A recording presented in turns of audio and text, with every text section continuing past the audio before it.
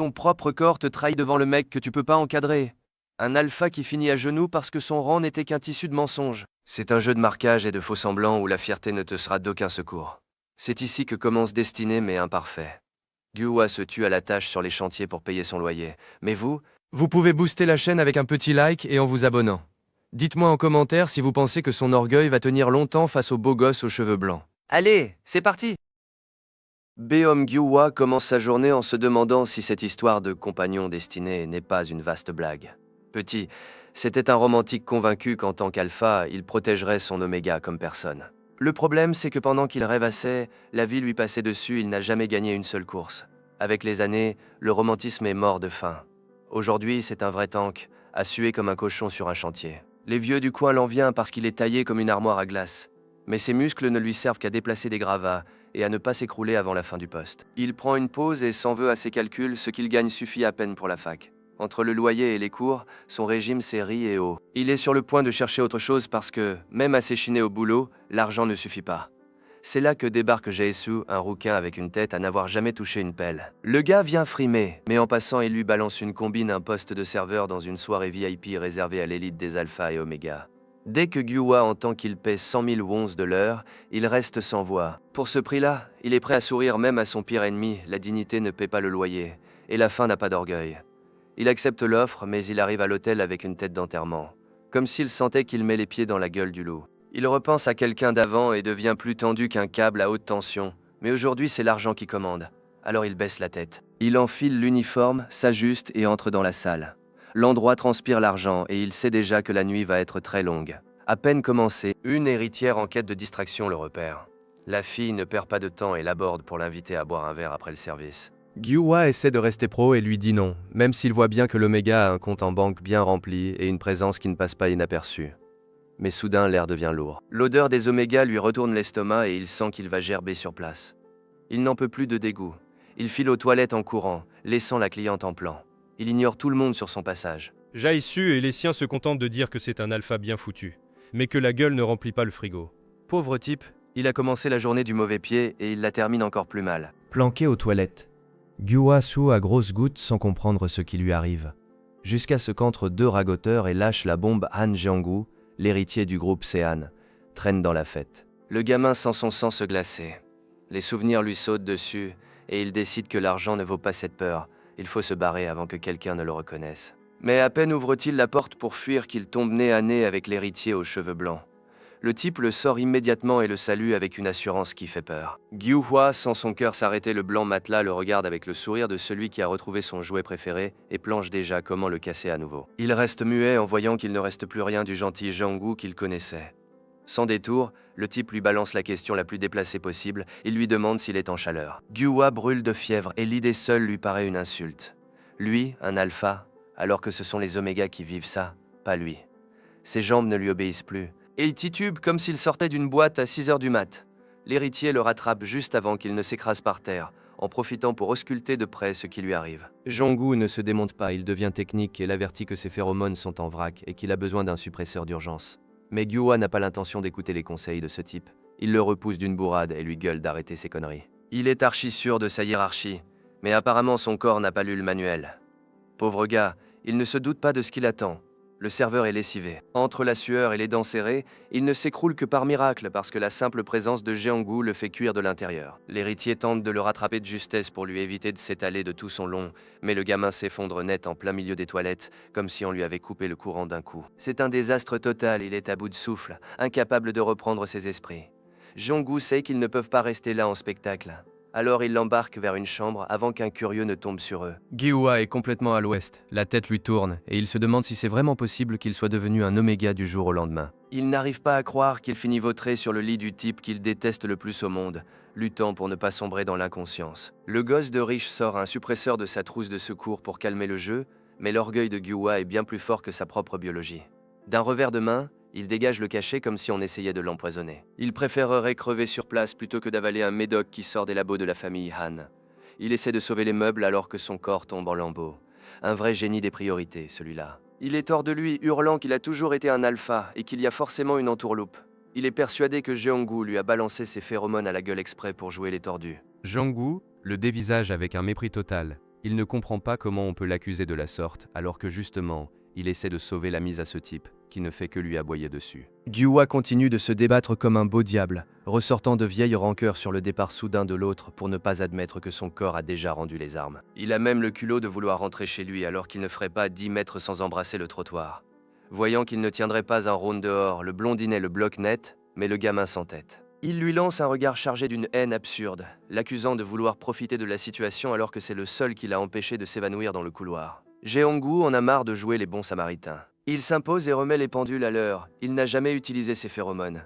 S'il l'avait fait, le petit serait déjà à genoux en train de le supplier, et pas vraiment pour une augmentation. Pour qu'il comprenne bien la différence, il lui saisit le visage et lui offre une petite démonstration gratuite de ce qu'est le vrai pouvoir. Il relâche toute la pression de sa présence sur lui et Gyua se retrouve paralysé. L'air devient lourd comme du plomb, il en a la chair de poule et comprend à la dure qu'il n'avait aucune idée de ce qu'est un véritable alpha. Le voilà totalement à la merci de l'autre, tremblant et incapable de respirer, sentant son corps redémarrer de force pendant que son monde s'écroule. Pendant ce temps, dans la salle de réception, l'ambiance est tout aussi pesante, mais pour les affaires. Le patriarche de la famille Han est furieux, son fils prodige s'est volatilisé juste avant le discours du président. Il n'a pas d'autre choix que de ravaler sa fierté et de poursuivre le show avec Jeonggu, l'autre frère. Le genre de type qui vous tient la main pendant que vous vous noyez, juste pour être sûr que vous ne remontiez pas à la surface. Le gars sait que la voie est libre et il n'a pas l'intention de gâcher une seule seconde de temps d'antenne. Au gala du groupe Sean, l'atmosphère est électrique. Tout le monde attend de voir qui s'emparera du trône. Et tous les regards convergent vers l'homme qui traverse la salle d'un pas assuré, comme s'il portait déjà la couronne. Le patriarche, Han Jibeom, termine son allocution et cède le micro à son second fils, Han Jeonggu, le PDG de la branche pharmaceutique familiale. Jeonggu monte sur scène avec une arrogance qui transpire par tous les pores de sa peau. Il entame son discours répété 100 fois devant la glace, remerciant son père avec son sourire le plus hypocrite, quand soudain, il lâche une bombe, il déclare qu'il ne compte pas accepter le poste sans avoir consulté son frère aîné au préalable. Il joue la carte de l'humilité devant les caméras, profitant de l'absence de l'autre pour passer pour le héros de l'histoire. À cause de cet affront, le vieux a failli nous faire un infarctus sur place, regardez-le. Il est complètement décomposé pendant que ces hommes tentent de le calmer devant tout le monde. Jeonggu jure qu'il veut une compétition juste et honnête, mais dans ce milieu, l'honnêteté, c'est juste pour la galerie. Et pendant qu'il fait son cirque à l'extérieur dans une suite privée, les choses deviennent beaucoup plus intéressantes. Fais attention à ce que tu demandes, parce que le blond lui a bien fait comprendre qu'il n'allait pas oublier cette soirée de sitôt. Gyua est au bout du rouleau, il a totalement succombé aux phéromones de l'autre, en sueur et cherchant son souffle comme s'il se noyait. Le pauvre en a même oublié son propre nom, l'orgueil n'a plus d'importance. Il a juste besoin que l'autre éteigne l'incendie qui ravage son corps. Il le tient à sa merci, totalement soumis, et l'autre ne semble pas pressé de lâcher prise. Pauvre gamin, il s'est jeté tout seul dans la gueule du loup et maintenant il implore sa pitié, mais j'ai bien l'impression que ce loup-là n'a aucune intention de devenir végétarien. Tout en haut de sa tour, le vieux Han est en plein délire psychotique, balançant des dossiers comme si c'était des confettis parce que l'héritier a fait un coup qui n'était pas du tout au scénario. Jeongwu a décidé de céder sa place dans l'entreprise à son frère, Aisu, et le patriarche a bien failli y rester sur le coup. L'homme le secoue comme un prunier, incapable de comprendre une telle générosité. Mais ce n'est pas de l'amour, c'est de la panique si l'autre frère entre dans la course au trône. C'est la fin de la récré pour tout le monde. C'est là qu'on voit le vrai visage du type, il lui reproche de ne même pas être son fils biologique et de ne l'avoir élevé que pour en faire son outil parfait. Zon, assurance retraite. Il le regarde comme un collectionneur, regarde un vase de prix avec une affection tout à fait saine et pas du tout dérangeante. Le vieux l'avertit qu'il ne tolérera pas une autre désobéissance, et l'héritier, avec une poker face imperturbable, ne pense qu'à la façon dont il va lui faire payer chaque humiliation. Jeonggu fait semblant d'acquiescer, mais à l'intérieur, il a une de ses envies de vomir. Je ne vous raconte pas. Calme-toi, père, lui dit-il d'une voix plus fausse qu'un billet de 3 € pendant que l'autre le malmène. Le vieux lui a toujours répété qu'il était son chef-d'œuvre, et il a raison sur un point. Le problème, c'est que les armes ne demandent pas l'autorisation avant de tirer quand elles en ont marre d'être au râtelier. Pour calmer le jeu, le petit prend un air de chien battu et lui ment sans vergogne.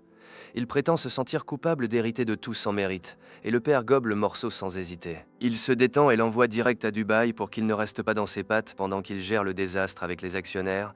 Il l'expédie à l'autre bout du monde comme on sort les poubelles, mais en première classe, soi-disant pour qu'il se vide la tête. À peine la porte refermée, le masque de Jeonggu tombe. Il en a marre de jouer la comédie, mais ses pions sont enfin là où il les voulait. La seule chose qui lui reste à faire, c'est de choisir le cadeau idéal pour son cher frère. Il est absolument certain que son plan ne peut pas échouer, et il donne un peu froid dans le dos quand il sourit comme ça, avec le calme de celui qui sait déjà exactement où il va enterrer les autres dans le désert. La journée commence sous un ciel sans nuages, pourtant, à l'intérieur de la chambre, l'ambiance est tout autre. Beom Gyua se réveille un peu déboussolé et la première chose qu'il remarque, c'est Han Jeonggu qui dort juste là, contre lui. Gyua essaie de reprendre ses esprits, mais entre le soleil qui l'éblouit et le fait qu'il ne capte rien à la situation, il a du mal à réagir jusqu'à ce qu'il finisse par ouvrir les yeux pour de bon. Il pique une telle crise qu'il lâche un cri strident, et le boucan est tel qu'un serveur qui passait par là manque de faire valser son plateau de surprise. Jeonggu émerge tranquillement, se frotte un peu les yeux et le salue comme si c'était la chose la plus naturelle au monde. Gyua bondit hors du lit, se couvre avec ce qui lui tombe sous la main et exige de savoir ce qu'il fabrique ici. Jeonggu le regarde calmement et lui balance la vérité hier.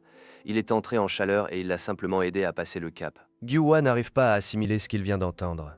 Mais Jeonggu se rapproche et lui rappelle avec force détail à quel point il était mignon quand il le suppliait de ne pas le laisser seul. Le gamin devient rouge comme une pivoine et le repousse de toutes ses forces en lui interdisant de poser à nouveau la main sur lui. Il est persuadé que c'est la faute de l'alcool, mais Jeonggu le coupe net en lui demandant s'il compte vraiment continuer à nier qu'il est un oméga. Gyua est sur le point d'exploser. Hors de lui, il lui hurle de la fermer en martelant qu'il est un alpha, un vrai, de sang pur.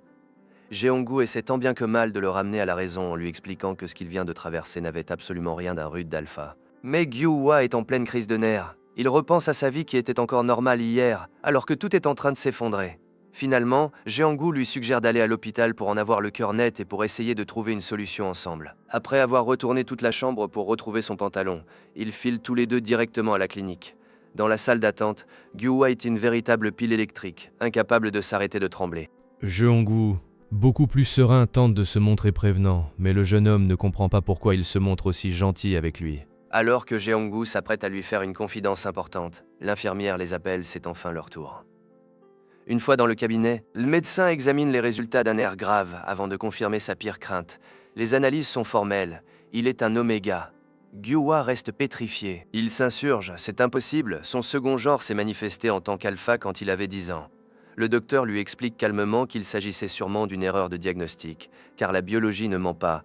On ne devient pas oméga du jour au lendemain quand on est né alpha. Gyua s'effondre sur sa chaise, totalement anéanti par la nouvelle. Il se remémore ces derniers jours où l'odeur des phéromones lui était devenue insupportable.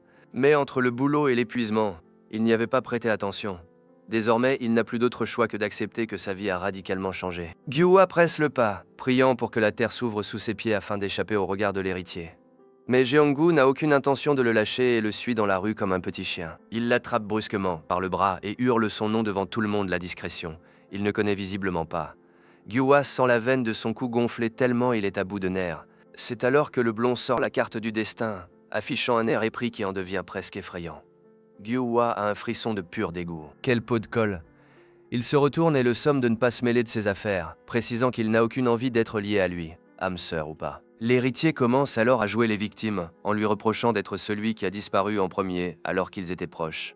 Ils ont un passé commun, c'est clair, mais Gyua a tourné la page depuis une éternité. Il reste muré dans le silence et Jeonggu en profite pour lui caresser la joue avec une familiarité déplacée. Mais le jeune homme ne mâche pas ses mots, il lui balance en pleine figure qu'il a arrêté depuis longtemps de gaspiller ses sentiments pour un déchet de son espèce. Il le finit d'une phrase. L'autre le saisit par les épaules, exigeant désespérément une explication. Mais pile à ce moment-là, le téléphone de Gyua se met à vibrer dans sa poche. C'est un message de la banque. Il est officiellement fiché comme mauvais payeur.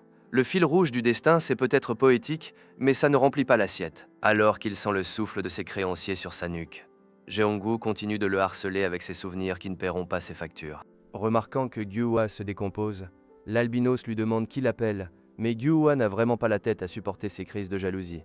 Il l'envoie balader sans ménagement s'il ne veut pas finir à la rue, il doit filer bosser. Jeonggu joue la carte de la nostalgie et lui reproche d'être devenu aigri, oubliant un peu vite que c'est la vie qui finit par vous briser. Tu as trop changé, tu n'es plus du tout celui que j'ai connu, lâche le blondinet, pendant que l'autre doit prendre sur lui pour ne pas lui remettre les idées en place à coups de baffe. Jeonggu prend alors un air grave et lui balance que tout est de la faute du père de Gyua. C'est à cause de lui que sa famille a tout perdu et qu'ils ont été obligés de déménager. Gyua reste pétrifié, mais ce n'est pas de la culpabilité, c'est de la rage pure. Il se retourne et lâche une bombe qui laisse l'héritier sur le carreau, cet homme dont il parle n'est pas son père. L'ambiance se glace instantanément et le mythe de la famille parfaite vole en éclats. Pendant ce temps, à l'aéroport, un homme débarque dans un costume qui vaut plus cher que tout le quartier. C'est Aesu, le frère de Jeonggu. Enfin, frère, est un grand mot, leur arbre généalogique est un tel foutoir qu'ils ne partagent que leur nom. Ils sont nés de pères différents et n'ont aucun lien de sang. Le frère, qui semble être le seul à bosser sérieusement dans cette famille, décroche au vieux qui cherche désespérément l'autre bon à rien. Le père est en pleine crise de nerfs parce que Jianggu est aux abonnés absents alors qu'il doit organiser un événement crucial. Essu, avec un calme olympien presque effrayant, accepte d'aller le débusquer pour voir dans quel pétrin son frère s'est encore fourré. De toute façon, il avait justement 2 mots à lui dire. Ouf, quelle fin. J'ai bugué complet, encore plus que le petit albinos avec la bombe qu'il s'est prise à la fin. Comme c'est pas le fil rouge du destin qui va payer les factures, lâchez-nous plutôt un bon gros like. Ça au moins, c'est gratuit. Abonnez-vous pour ne pas louper une miette de tout ce drama et dites-moi en commentaire quel autre manhwa vous aimeriez voir par ici. Allez, à la prochaine!